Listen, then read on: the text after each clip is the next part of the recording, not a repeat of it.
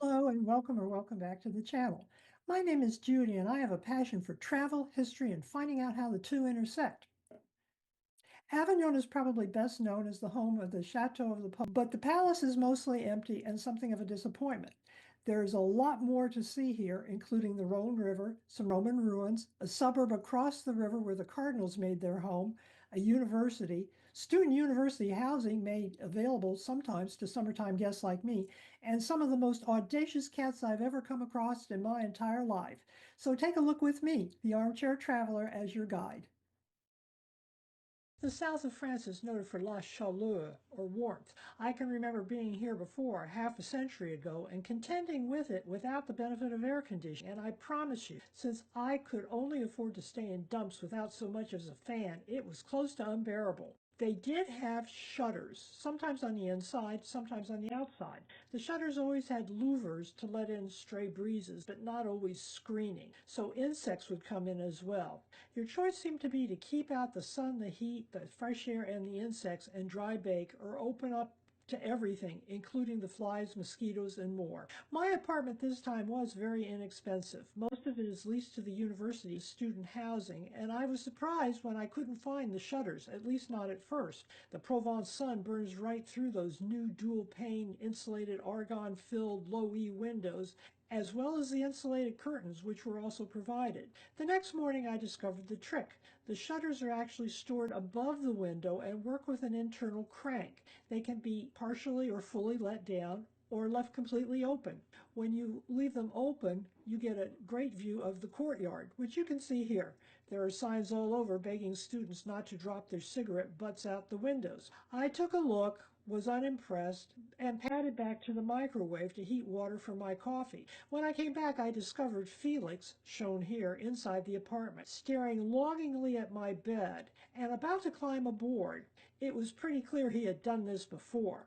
I spoke, and Felix actually ran out. Later on, I was able to immortalize him digitally. It didn't take me long to figure out that Felix was in the area because there was something for him to eat.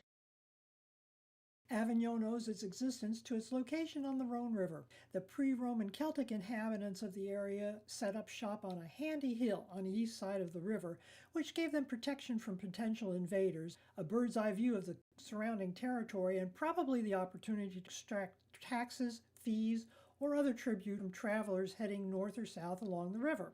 With the arrival of the Romans, this became part of a trade route that led west and south either to the Mediterranean or into what is Spain today, or back to Rome via the Durance River Valley. The Rhône has changed the geography of the area substantially over time. Today there's a large island between the eastern and western banks of the river, which separates Avignon on the east from Villeneuve-les-Avignon on the west. The island's shoreline is stabilized and the island, which is one of the largest in Europe, is inhabited. If the island was there in the days of the Roman legionaries, they didn't think to mention it or write it down.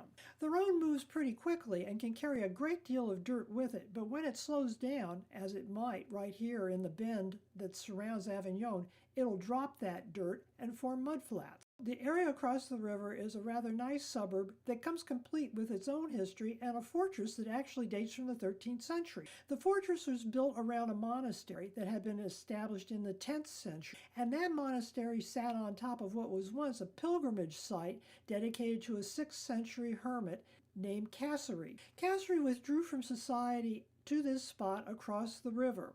Perhaps she was praying for the future of her hometown, as Roman control and law had already collapsed in the area. I wasn't able to learn whether or how the monastery was fortified, but in those troubled times, it almost certainly had protective walls. More importantly, it sat, as you can see, on a cliff, which gave it a great view of whatever trouble might have been headed in its general direction. That cliff, and the lack of any substantial place to land boats to offload men, would have provided considerable protection from the riverside of the monastery. In the 12th century, as part of the end of the Albigensian Crusade, the French king got control of the area here on the west side of the river. This engraving shows you the layout of the fort that he built in the Middle Ages on that same promontory, surrounding and probably expanding the existing monastery holdings. You can see that when this drawing was done, the fortress literally hulked over the river. The inhabitants still had a great view in every direction and protection of a cliff on the river side, although it was filling in a little bit. There still didn't seem to be much, if any, in the way of a beach where roving gangs of criminals and brigands could set down. Fast forward 3 centuries and you can see how the geography has changed. This engraving by a man named Georg Braun gives us a view of what the area might have looked like around 1575. In the picture, you can clearly make out the Avignon Bridge over the Rhône. You can see that a substantial amount of what used to be river running directly in front of the fortress had already been filled in and was either an extensive mudflat or perhaps already solid ground complete with trees. There were 2 separate islands or mudflats, also complete with trees, which were located mid-river and somewhat downstream of the bridge. There was also a mudflat located immediately outside the Avignon city walls, which is on the right-hand side of this image. The situation today is quite different. The area in front of the castle is now about a half a mile deep and away from the riverfront. The 2 smaller islands, which at the time of the engraving did not extend as far upstream as the Pont d'Avignon, have merged and enlarged substantially, both up and downstream, and now are the Ile de la Barthelesse, which appears to be about 8.5 miles long. And the island or mudflat that was immediately adjacent to the city walls on the Avignon side of the river is now more or less solid ground and is used as a car park. Whenever the Romans arrived and settled into an area, they always tried to pick a high hill or a high spot for their first fortifications, and Avignon was no exception. The Rocher de Dôme is a prominent rocky outcrop overlooking the Rhône River and is considered the birthplace of Avignon. This hill had natural advantages, and the legionaries doubtless fortified the area, although there's not much trace of their handiwork to be found today. Even so, it's no surprise that 8 centuries after the Romans left, when the papacy needed a secure home away from home, or at least away from Rome, they chose to build it here, right on the hill. The Google Earth view shows us the hill, but I think my photos give you a better appreciation for just how high it is. The last feature shows the view from the hill looking toward the Pont d'Avignon, sometimes called the Saint-Benazet Bridge. The Pont d'Avignon, also called the Pont Saint-Benazet, is a ruined bridge not far from the Palais du Pape. It was built in the Middle Ages before the arrival of the papacy, perhaps partly to allow the local bishop to cross the river to Villeneuve-les-Avignon, the ritzy suburb where the cardinals lived. The legend behind the bridge is that a local shepherd, Benazet, was inspired by angels to build a bridge here. When his appeals to the town authorities proved fruitless, he picked up an enormous block of stone and hurled it into the river to be the bridge's foundation stone. Convinced by this demonstration of divine will, the town built the bridge. The poor shepherd boy was canonized, and his chapel remains on the surviving portion of the bridge. More likely, in my opinion, is the possibility that this bridge, now ruined, sits atop of or near the site of an earlier Roman crossing, although whether that was a bridge or just a ferry crossing is not clear. An early wooden bridge spanning the Rhône was built on this site between 1177 and 1185, but the wooden bridge was destroyed 40 years later during the Albigensian Crusade. Beginning in 1234, the bridge was rebuilt with 22 stone arches. The stone bridge was nearly 1,000 yards long, but only about 16 feet wide, including the parapets on both sides. That bridge was damaged during frequent floods and rebuilt, and finally abandoned in the mid-17th century because its arches tended to collapse and it was very expensive to maintain. The song you're listening to in the background is called Sur le Pont d'Avignon.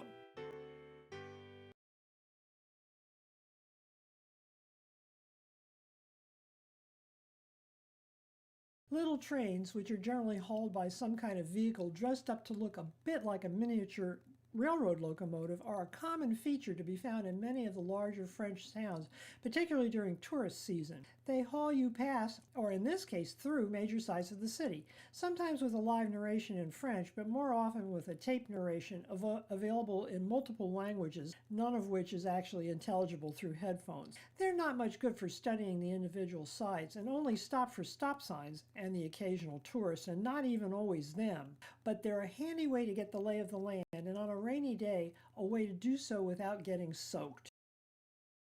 The Place de Horloge is actually named for a medieval clock tower. Today, this square is a kind of town forum. It's the home of City Hall. You can see the clock tower peeping up behind it, a theater, the Bank of France, a glorious carousel that came complete with horses and music, and a commemorative seated statue. While Avignon is a medieval city known for its Gothic and Romanesque heritage, like the Palace that we'll visit in a few minutes, parts of it were actually redesigned or updated in the 19th century, drawing heavily from what's called Haussmannian urban design, which was fashionable in Paris at the time and across all of France. When I saw this statue, I didn't read the inscription and promptly forgot all about it. Then I tripped over it when I was doing research for this video blog, and I just assumed it was one of the French popes, but I was wrong. The statue of the seated man is a monument to someone named Jean Authen, who was an 18th century agricultural pioneer. He's who introduced the cultivation of madder, a plant used to produce a red dye, which became economically important to the region. His efforts had a significant effect on the textile industry here in southern France. Not much remains from the Roman legion occupation, but the area in front of the Papal Palace was almost certainly part of the original Roman Forum. The sign you see here reads Roman Remains, 1st century. This Roman-era structure is probably part of a building foundation, or the arch is classic Roman engineering, made of stones and mortar, probably part of a vaulted room or support structure. Arches like this were found in public buildings, storage areas, and even bath complexes. They're designed to bear heavy weight, and they still do. The stone blocks you see in front of it are more of a mystery. They may have been original to the site or may have been brought here from some other area. This is the Place de Crillon, a pretty little corner named after a noble war hero. It's framed by 17th century buildings and home to one of the city's most historic hotels. It's where you come to slow down, sip something, and soak up the more aristocratic side of the city. But it wasn't always that way. Unfortunately, a glass of wine isn't the only thing you might soak up in the neighborhood.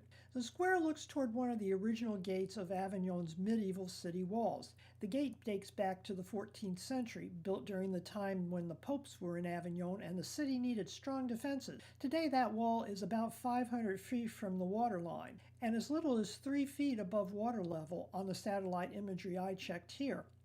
The Ouye district, just inside this gate and extending to the area outside the walls, is one of the lowest points in Avignon and is quite prone to flooding. In the old days, especially before modern river controls, the Rhône would regularly jump its banks. The residents here, in those days mostly working class people and river traders, were used to dealing with high water.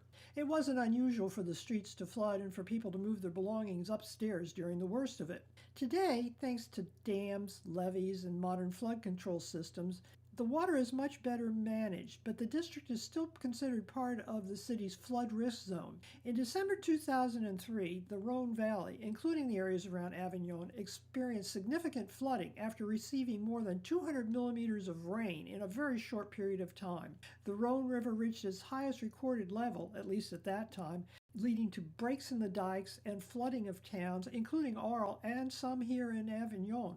You can still see watermarks on the city walls. The area outside the wall today is used mostly for an enormous car park, although I don't think I'd be willing to risk it during the rainy season. Avignon's city walls are some of the best preserved medieval fortifications in all of France. They completely encircle the historic city center. The walls are one of the first things you see when you exit the train station. The walls were built mainly between 1355 and 1370 during the Avignon papacy. When the papal court settled here, the city's population exploded from around 6,000 to possibly as many as 25,000 people. That kind of growth quickly overwhelmed the old Roman city, which was far too small. To meet those growing needs, Pope Innocent VI ordered construction of a new wall system in the mid-14th century. His goal was to protect Avignon from a mix of military, political, and environmental threats. Europe was in chaos at the time. The 100 Years' War between France and England was raging, and there were mercenary bands known as free companies who roamed the countryside, looted towns, and robbed citizens, especially wealthy ones like the people who were living in Avignon. The bubonic plague had swept through starting in 1348, and building a wall with gates designed to keep out diseased outsiders probably seemed like a good idea. Unfortunately, It didn't stop the infected fleas that carried the disease, either on rats or in the clothes of people who were passed through the gates. Avignon wasn't just any city, though. It was the seat of the Papes. This gave it immense spiritual and political importance, and its protection seemed critical. On top of the human threats, the Rhône River, which runs right alongside the city, posed a constant threat of flood. Those walls were supposed to act as flood barriers. You can still see how they worked because the water stains are visible if you look. The walls stretch more than 2.5 miles and include 39 towers and 7 main gates. A moat also surrounded the wall, adding another layer of protection. Today it's mostly dry, but the green area in front of this tower on the eastern side of the city may have been part of that original moat. Eventually the walls fell into disrepair, but in the 19th century they were restored by an architect named Eugène Viollet-le-Duc, the same man who once upon a time restored Notre Dame de Paris. Today, the walls are largely intact and continue to shape the way the city is laid out. They separate the historic center from the more modern areas beyond. When someone says dress to impress, I can't help thinking about the palace and the palace square, which you can see here in a Google Earth video. In the 1300s, the entire headquarters of the Catholic Church ditched Rome and moved here because they thought it would be safer. The church needed more than just safety. It needed to be able to impress everyone that although it had moved, it retained its power and wealth. They gave Avignon what we'd call an extreme makeover. Builders cleared out whatever was on this site and put up an enormous combination fortress and palace. This was one of the largest medieval Gothic buildings in Europe and provided a home base for the next 7 popes. These men styled themselves as princes of the church and wanted their surroundings to reflect their temporal status. The palace was built in 2 phases, with the first phase, the area next to the cathedral, focused more on fortification and practicality. This section of the palace was designed like a fortress, with thick walls, defensive towers, and a central courtyard. It was constructed with the purpose of providing security for the papal residence during a time of political instability. The Pope located it next door to an existing cathedral, which became the primary church for the papal court. This was an important location for the popes, as it served as their place of worship and space for ceremonial functions. The second phase came shortly afterwards and was built under Pope Clement VI, who reigned from 1342 to 1350, and his successor, Pope Innocent, who lasted until 1362.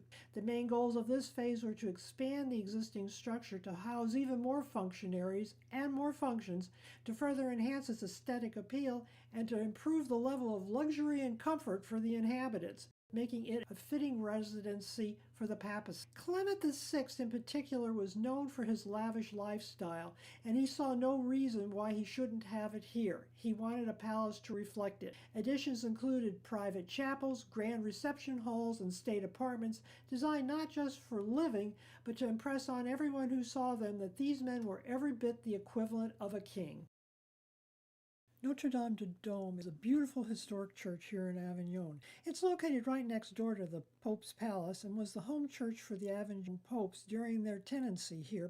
The present building dates from the 12th century, but was likely built on the site of a Roman-era building. The builders most likely decided to keep the still sturdy foundation work and possibly recycled some of the pre-cut building material.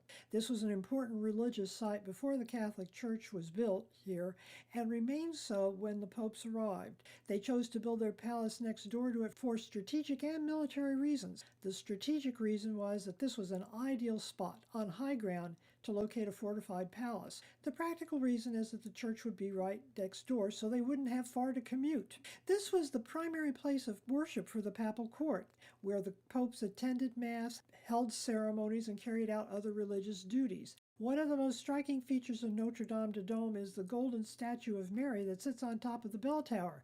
I'm told it's possible to climb a lot of steps to get the view, but me and my knees decided to let that opportunity pass us by. Inside, the church is filled with stunning frescoes, stained glass windows, and several chapels. It's also the home of the tomb of Pope John XXII, who was one of the more important popes during this time period. The tomb is significant both as art and as history. It was built in the then current New or Gothic style, complete with stone lacework, pointed arches, and an effigy of the Pope lying back, traditional way of depicting figures on tombs during that time period. He's dressed in full papal regalia, including a tiara, and his hands are folded in prayer, symbolizing his devotion. The church managed to survive the French Revolution mostly intact, although it was converted temporarily into a temple of reason. This was part of the broader movement of de-Christianization that swept through France during the Reign of Terror. Many churches at that time were repurposed or destroyed, looted for art that could be sold, and whatever couldn't be pried off the walls was defaced. After the Revolution, Notre-Dame-de-Dome was eventually returned to religious use. It remains an important historical or religious site, and along with Mary, is an icon of the city. Avignon had a thriving Jewish community during the Middle Ages, particularly under the rule of the Popes, when Avignon was part of the Papal States, which offered some protection to Jews while they faced a great deal of persecution everywhere else. This old-style-looking synagogue only dates from the mid-19th century, but there's been a synagogue on or near this spot since at least 1221, making it one of the oldest Jewish sites in France. That building was destroyed by fire in 1845 and subsequently rebuilt in neoclassical style. The current building retains some Romanesque and classical architectural features with a simple and elegant interior, including a dome with a skylight. St. Didier Church was built in record time, just 3 years and 4 months from turning the first shovel of earth to consecration in September of 1359. It's named after a man named Didier of Langres. According to the legend, he was martyred while defending his city against invaders, possibly Vandals. That's why he's remembered today as a symbol of bravery and pastoral responsibility. St. Didier may have been afraid, but he didn't run. People still pray to him for courage and leadership, protection in times of crisis, and the strength to care for others, especially those working in service to others, like priests, teachers, and civil servants. In many ways, Pope Clement VI, who was in Avignon when the Black Death arrived, followed that same spirit of courage. Clement was not a paragon of virtue. He liked living the high life and was heavily criticized for his extravagance. When the plague hit in 1348, it devastated the city. Avignon was densely populated thanks to the papal court. Death toll of the plague was enormous, but unlike many of the elites who fled, Clement stayed put. He might not have been out in public, but he did what he could, and apparently more than most. He consulted doctors, even a Muslim physician, to see if there was anything that could be done to stop the plague. The theory at the time was that the plague was spread through bad air. So he stayed indoors surrounded by fires to purify the air and ordered that fires be kept burning throughout the city to try to keep the bad air out. No one understood at first, before the plague became airborne, that it was being spread by the bites of infected fleas entering the city in the fur of rats or even in people's clothing. The papal court's response was stronger than many royal or civic authorities of the day. Clement took it upon himself to give a general absolution of sins to all who died during the plague, knowing that many of them would never be able to receive last rites. He defended the Jews who were being scapegoated across Europe, saying clearly that they were not to blame. He even purchased land near the city to serve as cemetery so the dead could be buried respectfully instead of just dumped in an empty hole and covered with lime. He led with compassion and with action. The clergy as a whole, on the other hand, showed both the best and worst sides of human nature. Some were martyrs of compassion, staying with their communities, caring for the sick, ministering to the survivors. Thousands of priests died. In some regions, as much as 90% of the clergy perished. Others, though, fled. Their wealth gave them the means to escape. It didn't always save them, and for many, their flight made them symbols of cowardice and corruption. This widespread desertion caused deep spiritual and social damage. The church's reputation took an enormous hit. Trust declined. People began to question their leaders and ask why they should pray to a God that would abandon them. That disillusionment contributed to various reform movements and eventually major religious upheaval, including some of the earliest seeds of the Reformation. St. Didier Church was built in Gothic style, and you can see those iconic pointed arches, ribbed vaults, and flying buttresses. One of the standout features is the bell tower, shown here. Inside, there's some beautiful artwork and sculpture, the most important of which is probably a carved Renaissance bas-relief called The Carrying of the Cross. This was commissioned in 1348 by King René and carved by Francesco Laurana. It's one of the earliest examples of Renaissance art in France. it's time for us to come back across the Rhône to downtown and have some refreshment before we call it a day. Avignon is located in the heart of the Côte du Rhône region, so it's famous for its red wines, but whites and rosés are also available. A cold rosé with a snack would really hit the spot on a very hot day, and Provence is famous for its hot day. The bread you see here is called fougasse. It's a Provençal flatbread, sometimes served as an appetizer or a side dish. It can be served either on its own and has ingredients like olives, herbs, and cheese, along with garlic. The texture is similar to focaccia. We could let that bread go on its own, but it might be nicer with tapenade, a Provençal style spread made from olives, capers, anchovies, and still more garlic.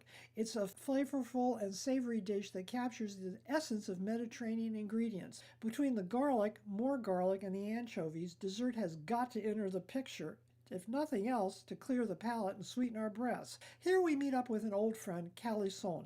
This traditional almond-based candy is often associated with Provence. It's made from finely ground almonds and candied fruit, then coated with royal icing and shaped like a diamond. It's a sweet treat with a distinct taste and texture. It leaves you with a pleasant aftertaste, just like this city. Come back next time for another adventure with me, the Armchair Traveler, as your guide. Thank you for traveling with me today. This year, we'll be making a grand tour of France, not just the famous cities, although we'll hit them too, but some lesser known gems. The basis of all my French posts is my personal on the ground visits, extending over a period of more than half a century. I took a lot of pictures, I asked a lot of questions, and I tried to write down the answers. Things change, even in a puny human lifetime, and most French cities are considerably older than I am, so a great deal of research goes into each one of these presentations. Most of that work never makes it into the videos except as an incidental reference or a mention. You might wonder what happens to the rest of it. Well, I write it down, and sometimes, if it seems interesting enough, and I admit that is a matter of taste, I write it up and post it separately. If you want to know more, check the description box below. I'll put in links from time to time for more information. Sometimes this will be information I dug up, other times it'll be links to what I hope are honest, reputable sources. In addition, I have a travel blog, a health and wellness blog, because travel is easier if we're healthy, and can be found on Blue Sky and Facebook. The addresses are all to the side of this video. Finally, I have a favor to ask. If you enjoyed my post, please like, subscribe, and share. This will help my channel grow. Thank you and keep on traveling.